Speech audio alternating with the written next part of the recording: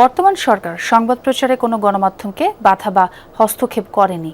সরকার বিশ্বাস করে গণমাধ্যম চলবে নিজ গতিতে ও স্বাধীনভাবে, এমন মন্তব্য করেছেন তথ্য প্রতিমন্ত্রী ইয়াসের খান চৌধুরী। সকালে চট্টগ্রামে সিএমইউজে কার্যালয় উদ্বোধন অনুষ্ঠানে তিনি কথা বলেন। এ সময় গণমাধ্যম কর্মীদের বস্তুনিষ্ঠ সংবাদ পরিবেশনের আহ্বান জানান তিনি। বলেন, সংবাদ বস্তুনিষ্ঠ না হলে গণমাধ্যম ও সরকারের উপর জনগণের আস্থার ঘাটতি হবে।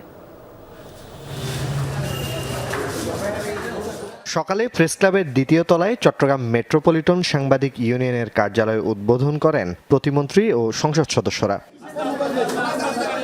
এ উপলক্ষে আয়োজিত অনুষ্ঠানে তথ্য প্রতিমন্ত্রী ইয়াসের খান চৌধুরী বলেন, আগে আওয়ামী লীগ সরকারের আমলে গণমাধ্যম নিয়ন্ত্রণ, ভয়ভীতি প্রদর্শন ও চাপ প্রয়োগ করা হতো।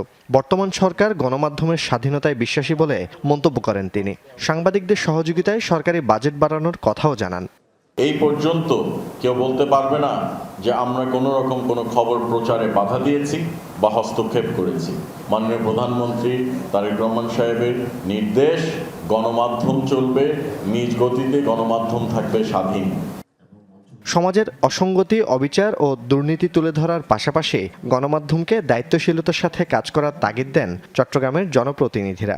দেশ একলা পরিচালনা করা যায় না। দেশ পরিচালনা করতে হলে সকলের সহযোগিতা প্রয়োজন, সকলের সমর্থন প্রয়োজন এবং সকলের যৌক্তিক সমালোচনা প্রয়োজন।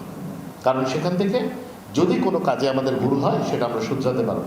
দল থাকবে, আপনার মতাদর্শে আপনি বিশ্বাসী হতে পারেন, কিন্তু আপনার কর্মে প্রকাশ করে সাংবাদিকতা এই যে মহৎ পেশাকে কলুষিত না করলে সেটাই সাধারণ জনগণ সেটাকে বেশি অভিনন্দিত করে।